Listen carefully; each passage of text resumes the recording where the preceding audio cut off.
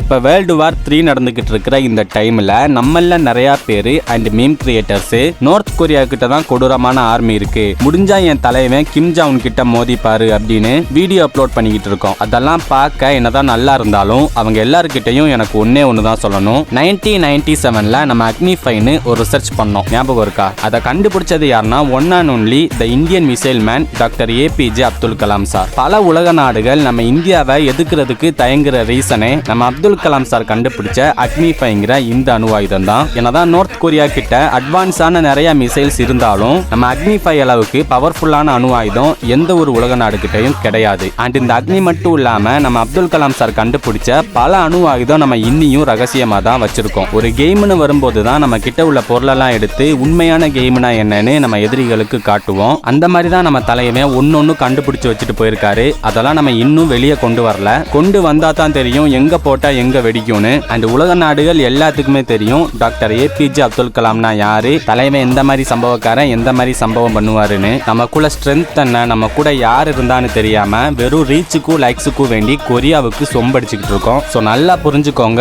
அவங்கள விட பவர்ஃபுல்லான அணு ஆயுதமும் அவங்கள விட நல்ல ஆர்மியும் நம்ம கிட்ட தான் இருக்கு. ஸோ இதுக்கெல்லாம் ஒரே காரணம் டாக்டர் ஏபிஜே அப்துல் கலாம். அவர் ஹவுஸ்.